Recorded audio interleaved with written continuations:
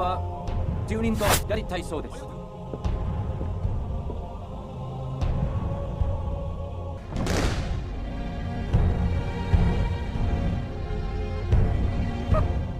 見てみたいもんですな。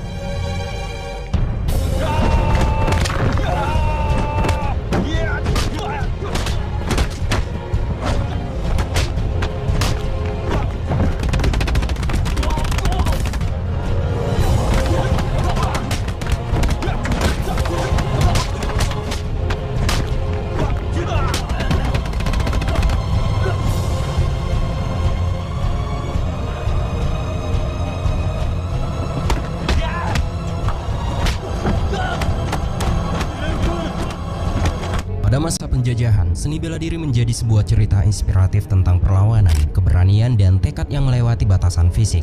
Di tengah penindasan dan penjajahan yang mencekik, seni bela diri muncul sebagai cahaya harapan bagi masyarakat yang terjajah. Seni bela diri bukan sekedar keterampilan pertahanan diri, melainkan juga lambang perjuangan dan kekuatan dalam menghadapi ketidakkeadilan. Seni bela diri sering menjadi elemen utama dalam perfilman. Beberapa film yang menampilkan seni bela diri telah meraih popularitas global yang besar. Salah satu di antaranya adalah film legendaris yang akan kita bahas kali ini dengan judul Ip Man tahun 2008. Wing Chun, Ip Man.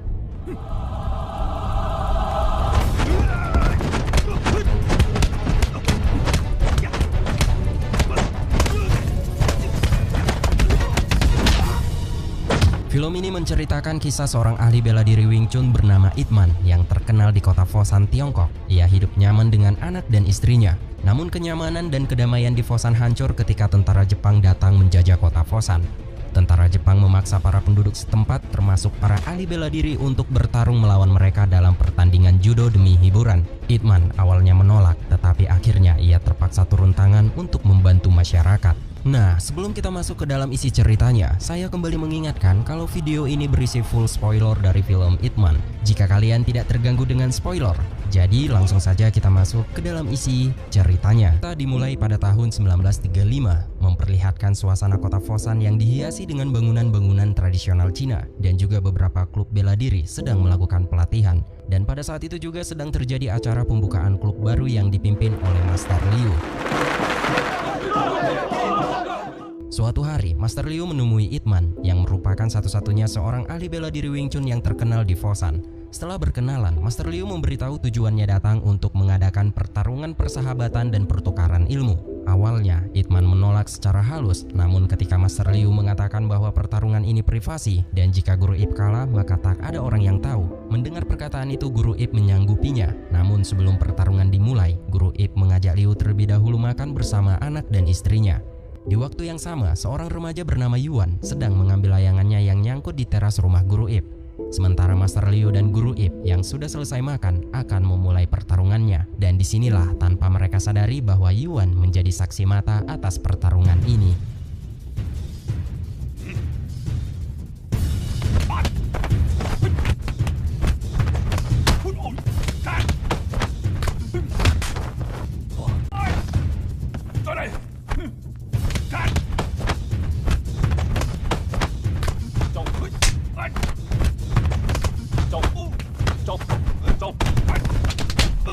Di balik setiap gerakan Guru Ip, ada filsafat yang mendalam. Ini adalah belajar tentang diri sendiri, tentang menghadapi ketakutan, dan tentang menjadi pribadi yang lebih baik, sehingga membuat Liu mengaku kalah dengan Guru Ip.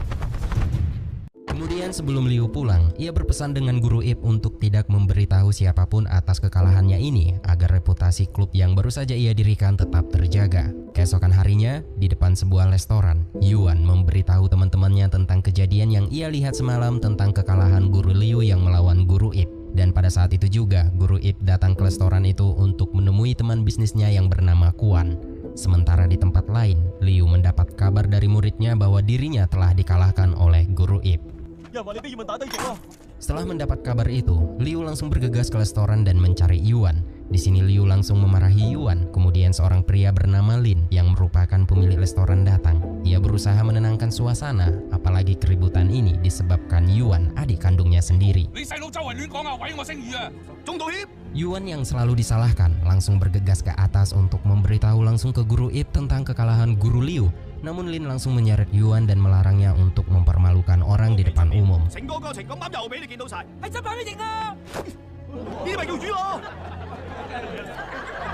Kemudian suasana semakin tegang ketika seorang polisi bernama Li Zhao datang. Ia meminta ke semua orang agar tidak membuat keributan dan ia juga menyepelekan seni bela diri kuno. Dan saat ia mengarahkan pistolnya ke arah Guru Ip langsung memblokir pelatuknya dengan satu tangan.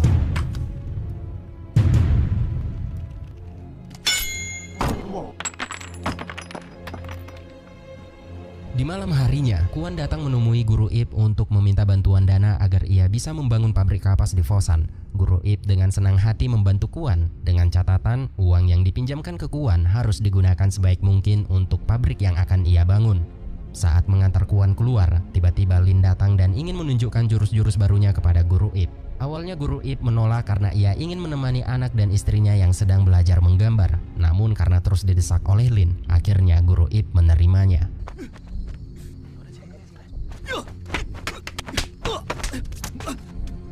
Di saat Guru Ip menjelaskan tentang gerakan Lin, anaknya datang untuk menunjukkan hasil gambarannya. Namun di sini Guru Ip malah mengacuhkannya, sehingga sang istri menatap dengan sinis. Sedangkan di luar pagar, para warga setempat pun meminta Itman mengulangi aksinya lagi. Mendengar itu, sang istri marah dan mengusir mereka semua. Sang istri meminta agar Itman lebih meluangkan waktunya pada anak mereka.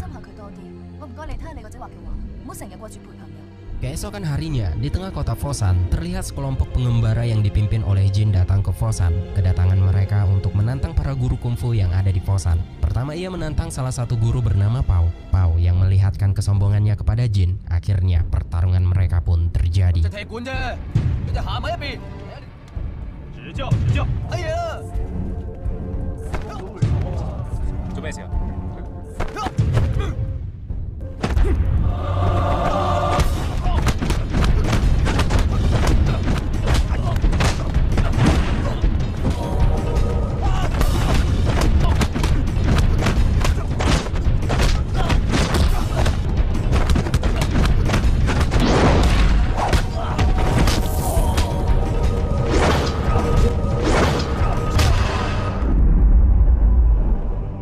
Setelah mengalahkan Pao, Jin kemudian berhadapan dengan perguruan lain, dan kali ini pertarungan pun menggunakan senjata tajam.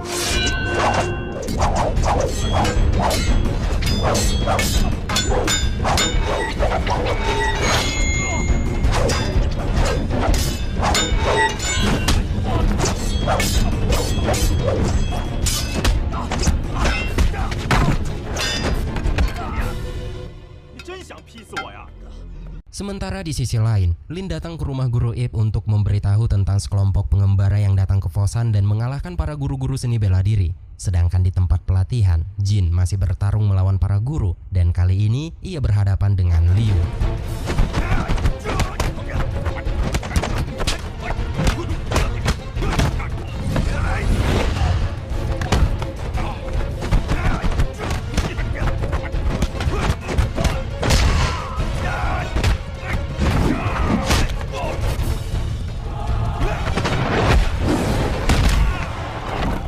Setelah mengalahkan guru-guru itu, Jin dan kelompoknya merayakan kemenangan mereka. Namun saat mereka sedang asik makan sambil mengobrol tentang kelemahan guru-guru yang sudah mereka kalahkan di Fosan, tiba-tiba si kakek penjual pangsit itu mengatakan tentang kehebatan Guru Itman yang belum mereka temui.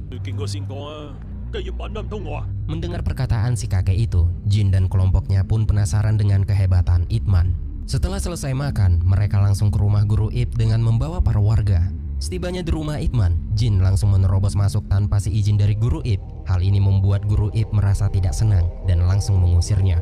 Namun Jin tak mau pergi dari sana sebelum melawan Guru Ip. Kemudian istri Itman juga memarahi Jin yang tidak menunjukkan tata keramahan. Bahkan Jin mengatakan bahwa Guru Ip sangat takut dengan istrinya. Di sini Itman masih bisa mengontrol dirinya. Ia juga mengatakan bahwa tak ada seorang suami yang takut pada istrinya, melainkan seorang suami hanya menghormati istrinya. Kemudian Jin menghina dan merendahkan Itman di depan istrinya. Ia mengatakan bahwa ia tidak akan membunuh Itman, bahkan ia akan melawan Itman tanpa menggunakan tangan. Mendengar penghinaan itu, sang istri pun mengizinkannya. Setelah diberi izin, kemudian Li Zhao datang dan memohon kepada Itman untuk mengembalikan kehormatan kota Fosan. Dan sebelum pertarungan dimulai, Guru Ip meminta Li Zhao untuk membawa orang-orang Fosan keluar dari rumahnya. Dan setelah semuanya keluar, pertarungan pun dimulai. 詠春、葉問。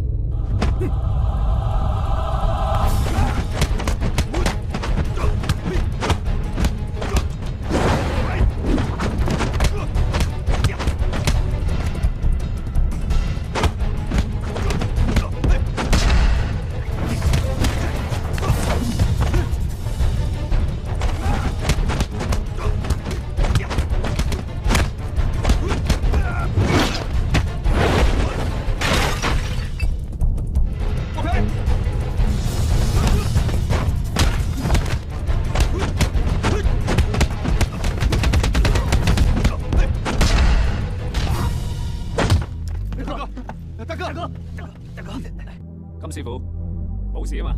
好嘅功夫係唔會分男女老幼㗎。沒事。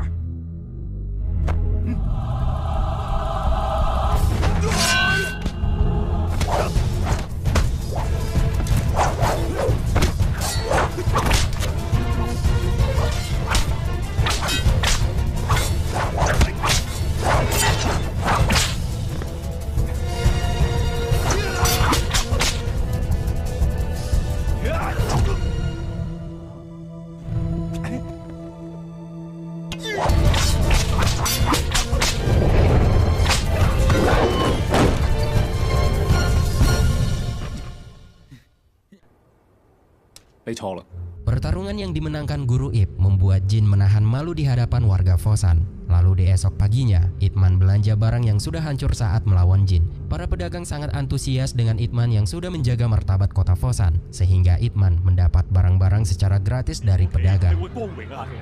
Kemudian saat pulang ke rumah, dari kejauhan ia melihat banyaknya orang-orang di depan rumahnya. Lalu Kuan menghampiri Ip Man dan menanyakan tentang Ip Man yang akan membuka klub bela diri. Ip Man kaget karena ia tidak berencana untuk membuka klub. Namun dikarenakan semua orang di kota Fosan beranggapan bahwa Ip Man akan membuka klub bela diri, terpaksa ia menerima semuanya.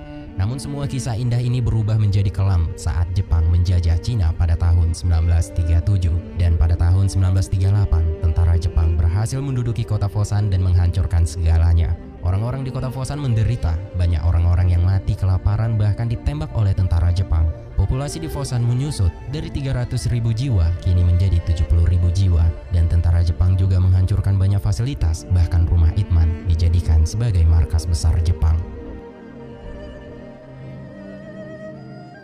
Kemudian kita melihat kehidupan Ip Man yang sangat jauh berubah. Ia kehilangan semuanya, namun di sini Ip Man masih tetap bersyukur karena ia tidak kehilangan anak dan istrinya.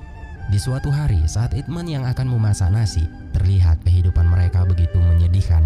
Beras yang akan dimasak hanya tinggal beberapa butir, bahkan untuk satu orang saja tidak cukup. Ditambah lagi uang mereka sudah tidak ada, Ip Man hanya bisa tersenyum manis kepada istrinya.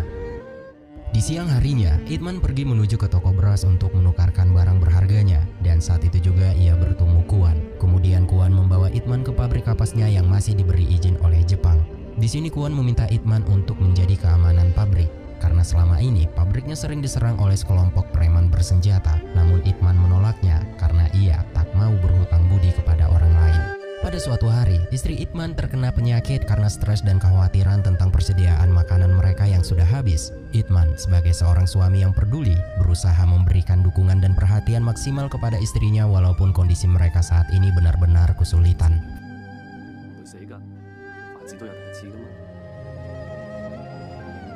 Keesokan harinya, Ip Man mencari kerjaan di beberapa toko, namun semuanya menolak. Meskipun ditolak berkali-kali, dia tidak menyerah. Dengan tekad yang kuat, dia terus mencari peluang pekerjaan yang dapat membantunya memenuhi kebutuhan keluarganya. Tak lama kemudian, ia melihat rombongan pekerja batubara milik Jepang. Meskipun awalnya ia ragu, Ip Man harus mengambil keputusan ini karena ia menyadari bahwa ini adalah satu-satunya peluang yang ia miliki untuk mendapatkan penghasilan demi keluarganya. Sesampainya di tambang batu bara, Ip Man bekerja semestinya, dan saat itu juga ia bertemu dengan Lin yang ternyata bekerja di tambang ini. Keduanya saling menguatkan satu sama lain dalam kondisi yang sangat keras dan berbahaya, dan mereka berdua berusaha untuk menjaga semangat dan harapan dalam kengerian yang sudah mereka hadapi. Saat sedang istirahat, para pekerja mendapat jatah makan siang. Namun di sini Ip Man teringat dengan anak dan istrinya di rumah. Ia menyimpan sepotong ubi yang akan ia berikan kepada anak dan istrinya nanti. Lin yang melihat itu sangat merasa sedih dengan kondisi Ip Man yang sekarang. Dengan hati yang tulus, Lin membagi ubinya dengan alasan bahwa ia tidak akan bisa menghabiskan ubinya sendirian. Kemudian mereka mengobrol dan saling menanya kabar. Di sini Lin memberitahu bahwa semenjak kedudukan Jepang di Fosan, ia tidak pernah bertemu dengan adiknya. Ia bingung Yuan masih hidup atau tidak, tetapi Lin sangat ingin meminta maaf kepada adiknya karena ia sudah pernah membuka celana Yuan di hadapan orang ramai. Kemudian ia sadar bahwa kotak kaleng yang akan diberikan kepada adiknya telah hilang. Saat Lin sedang mencari kaleng itu, tiba-tiba tentara Jepang datang. Terungkaplah bahwa Li Zhao, mantan polisi kota Fosan, kini menjadi penerjemah Jepang. Jenderal Jepang mendengar bahwa orang-orang Fosan ahli dalam seni bela diri kungfu, sehingga dia ingin mengundang mereka untuk bertarung melawan seni bela diri karate Jepang. Jika mereka menang, mereka akan mendapat beras sebagai hadiah. Beberapa orang Fosan sangat bersemangat mendengar tawaran tersebut, termasuk Lin yang bersedia untuk bertarung melawan karate Jepang. Namun, di sini Guru Ip menolak untuk ikut serta. Kini Lin dan yang lainnya tiba di gedung pertandingan. Di sana Lin melihat Guru Liu sedang menghajar petarung karate Jepang, dan Guru Liu berhasil memenangkan pertandingan tersebut sehingga dia mendapat beras sebagai hadiah. Jenderal Miura yang menyaksikan kemampuan Guru Liu, dia menjadi semangat untuk ikut bertarung. Miura ingin menghadapi 3 orang sekaligus dari Fosan, dan dia tetap berjanji jika dia menang maupun kalah dalam pertandingan tersebut akan tetap memberi beras kepada lawannya.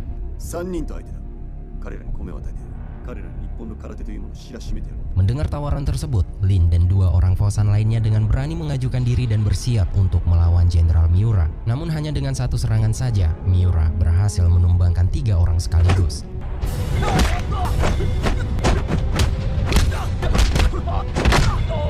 Di sini, Lin terus melawan bahkan ketika kedua temannya sudah menyerah. Lin dengan gigih bertahan dan tidak mau menyerah. Namun sangat disayangkan, Lin harus tewas di arena ini.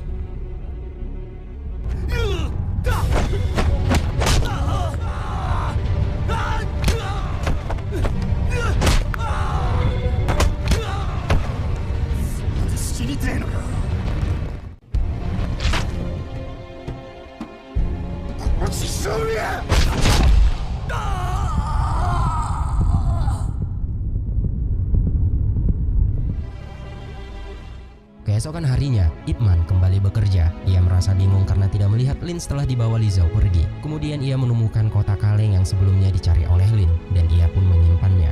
Lalu saat makan siang, Li Zhao dan beberapa pasukan Jepang datang lagi untuk mengundang para petarung. Di sini Ip Man mendekati Li Zhao untuk menanyakan tentang Lin yang sebelumnya telah dibawa oleh Li Zhao. Dengan wajah gugup, Li Zhao mengaku bahwa ia tidak tahu keberadaan Lin. Melihat keanehan Li Zhao, Ip Man segera mengajukan diri untuk dibawa ke tempat pertarungan. Sesampainya di tempat pertarungan, Ip Man melihat Liu telah memenangkan pertarungan, namun Liu masih ingin bertarung lagi. Kali ini Liu meminta untuk melawan 3 orang sekaligus, dan dengan senang hati, Jenderal Miura menyetujui permintaan tersebut.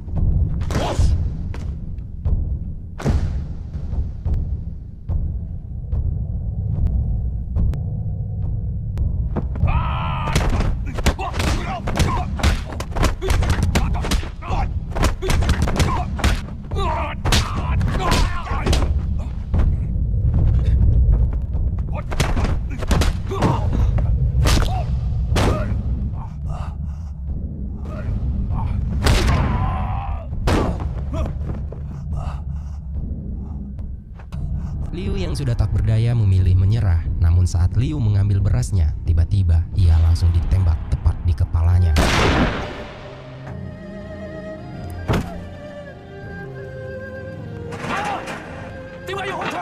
Melihat kejadian itu, Ip Man sangat marah kepada Li Zhao, dan disinilah Ip Man menduga bahwa Lin bernasib sama dengan Liu. Sementara di atas panggung arena, Jenderal Miura sangat marah karena anak buahnya telah menembak tanpa perintahnya.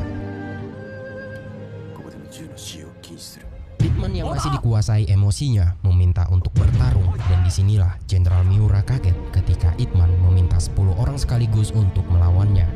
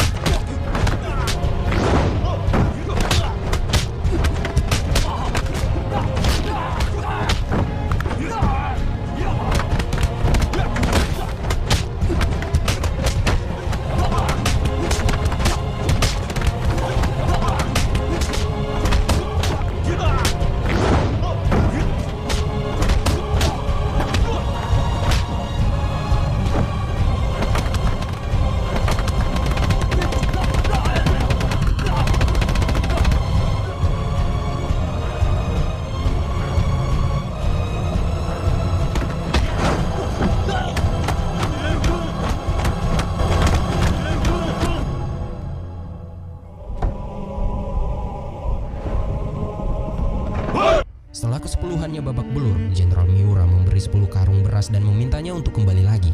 Namun di sini Ip Man hanya membawa pulang beras berdarah milik Liu dan memberi beras itu kepada keluarganya. Saat perjalanan pulang, Li Zhao menemui Ip Man untuk memperingatkannya agar hati-hati pada orang Jepang. Sebenarnya, Li Zhao bukan pengkhianat, namun ia menjelaskan bahwa ia melakukan ini semua karena terpaksa untuk melindungi keluarganya. 我唔使食飯啊！我點揾份食㗎？佢哋食唔翻我錢喎！你睇死同把俾人打死，你仲有冇尊嚴㗎？我係咩走狗啊？我冇啊！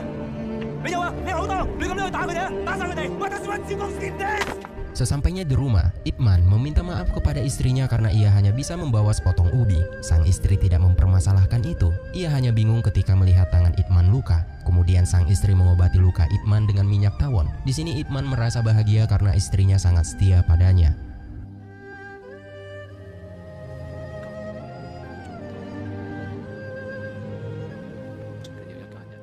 Kemudian di lain tempat, di tengah hutan, kita diperlihatkan dengan Jin yang ternyata sekarang sebagai ketua perampok. Di sini ia bersiap untuk menghadang truk, dan ketika truk itu berhenti, semua anak buah Jin datang dari dalam hutan. Kemudian mereka pergi ke pabrik kapas milik Kuan. Di sini Jin meminta uang hasil dari penjualan kapas, namun Kuan mengatakan bahwa uangnya sudah diserahkan ke Jepang dan tidak memegang uang sepersen pun. Hal itu pun membuat Jin marah dan menghajar Kuan. Melihat ayahnya dihajar, Chow pun diam-diam pergi ke rumah Ip Man. Ia melaporkan kejadian itu. Tapi sayangnya, sebelum Ip Man datang, mereka sudah pergi dan berjanji akan kembali lagi untuk menagih uang pabrik kapas. Dan saat itu, Kuan melihat Yuan, adiknya Lin, menjadi anak buah Jin. Setibanya di pabrik, Ip Man melihat Kuan yang sudah cedera. Di sini Kuan memohon kepada Ip Man untuk mengajari mereka seni bela diri Wing Chun agar mereka bisa membela diri. Permintaan itu pun membuat semua buruh pabrik memohon agar guru Ip mengajari mereka. Dengan antusias, akhirnya guru Ip menyanggupi permintaan itu.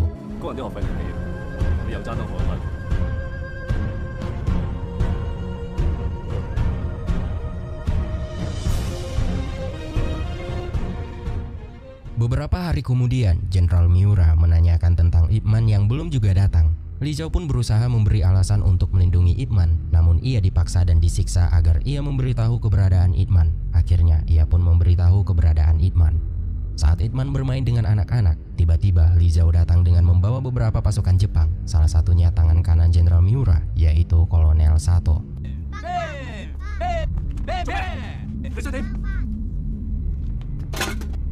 Saat Sato melihat kecantikan istri Ip Man, ia ingin membawanya ke markas Jepang. Melihat istrinya dalam bahaya, Ip Man langsung menghajar semua pasukan Jepang yang ada di sana.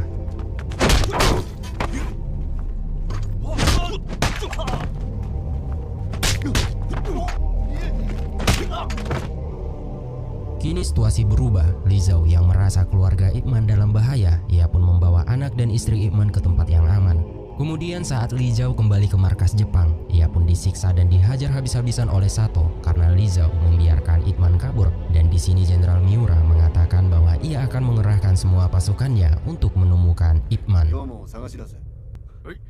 Di malam harinya, Li Zhao pulang dengan kondisi babak belur. Ia menemui Ip Man di kamarnya untuk memberi pakaian.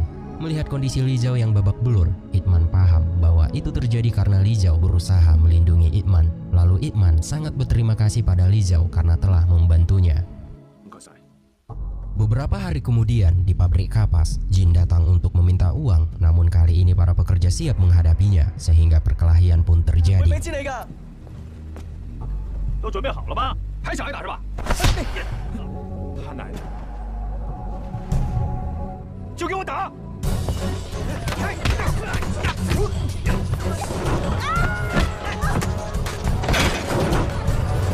Di saat para pekerja tidak mampu melawan lagi, tiba-tiba guru Ip datang dan menghajar semua anak buah Jin.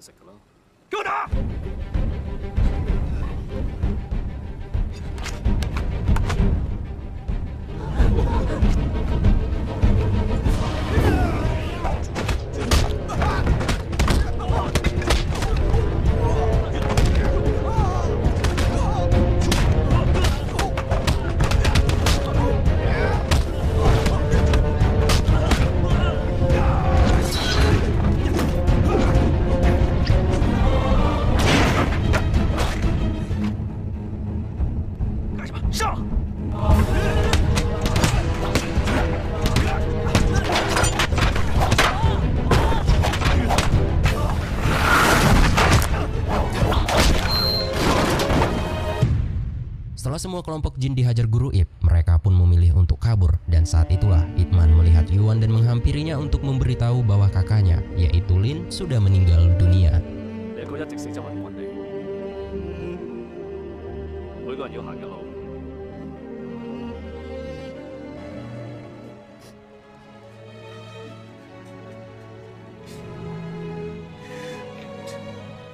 Kemudian di malam harinya, dengan panik, Li Jiao menemui Ip Man. Ia menyuruh Ip Man agar tidak pergi ke pabrik kapas karena Jenderal Miura dan puluhan pasukan Jepang sedang menuju ke sana untuk menangkapnya. Sedangkan di pabrik kapas, pasukan Jepang sudah tiba di sana. Dengan berbahasa Jepang, Sato menanyakan keberadaan Ip Man. Di sini Li Jiao mengatakan ke orang-orangnya dengan berbahasa Cina agar tidak memberitahu keberadaan Ip Man.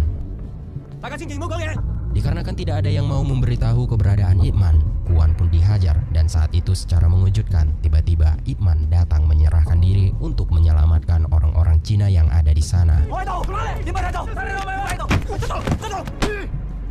Setelah habis dipukuli, Jenderal Miura datang dan menghentikan Sato yang akan menembak Ip Man. Di sini Miura meminta kepada Ip Man untuk mengabdi kepada kekaisaran Jepang dan mengajari semua pasukan Jepang seni bela diri Wing Chun. Setelah semua perkataan Miura diterjemahkan oleh Li Jiao, Ip Man mengatakan bahwa dia tak akan mau melatih Jepang dan siap bertarung dengan Jenderal Miura.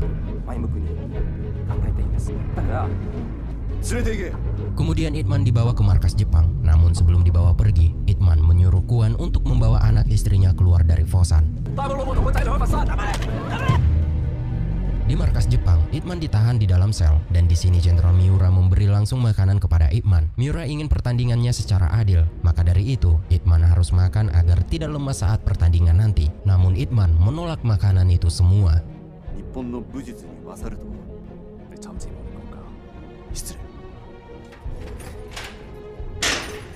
Beberapa hari kemudian, dan hari ini adalah hari pertandingan antara Ip Man dan Jenderal Miura. Sedangkan anak dan istri Ip Man dalam perjalanan keluar dari kota Fosan. Di sepanjang perjalanan, istri Ip Man terus menangis karena selama ini ia tidak pernah mendukung latihan Ip Man. Kini akhirnya pertarungan akan dimulai. Semua orang di Fosan telah siap untuk menyaksikan duel maut ini. Dan setelah semuanya sudah siap, pertarungan pun dimulai.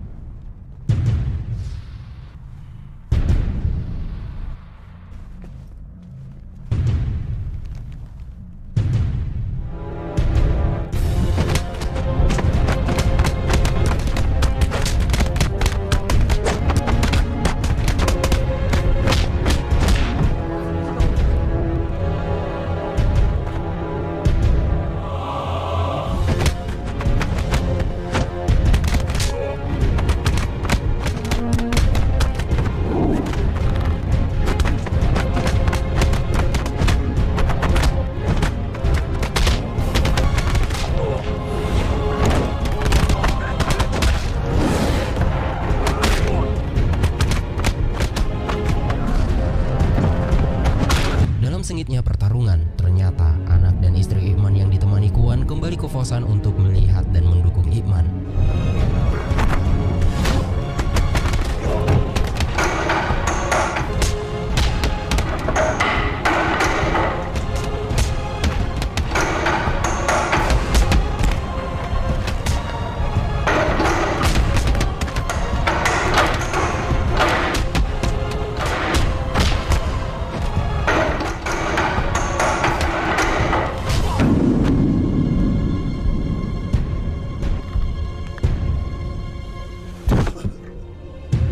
Hasil dari pertandingan ini, Ip Man berhasil menghajar Miura sampai tak berdaya. Melihat kemampuan Ip Man, membuat semua warga Fosan berteriak kesenangan sembari menyebut nama Ip Man berkali-kali. Namun teriakan itu tiba-tiba berhenti ketika Sato menembak Ip Man.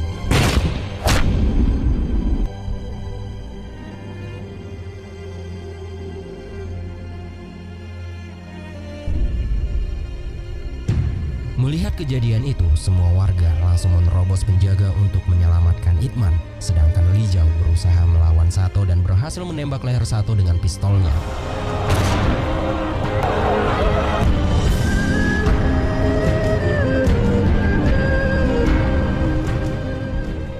Ip Man menolak untuk tunduk pada Jepang dan bertarung demi mempersatukan orang-orang Cina. Dibantu oleh teman baiknya, yaitu Zhao Kuan, Ip Man dan anak serta istrinya berhasil keluar dari Fosan. Dan pada tanggal 15 Agustus 1945, Kekaisaran Hirohito mengumumkan kekalahan yang tak bersyarat. Akhirnya Cina menang dan perang berakhir setelah 8 tahun dijajah. Pada tahun 1949, Ip Man tinggal di Hong Kong.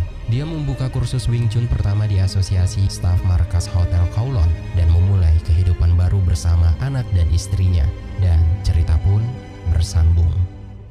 Film Ip Man pertama adalah film yang menggambarkan nilai-nilai seperti kepemimpinan, kesetiaan, kesederhanaan, perlawanan terhadap ketidakkeadilan, perseveransi, pengembangan pribadi, dan pentingnya penyelesaian konflik tanpa kekerasan. Dan film ini tidak hanya tentang seni bela diri, tetapi juga seni nilai-nilai kehidupan yang lebih luas. Mungkin segitu saja teman-teman untuk alur cerita film kali ini. Terima kasih yang sudah menonton film ini sampai akhir. Sekali lagi terima kasih buat teman-teman. Saya akhiri, sampai ketemu di video selanjutnya.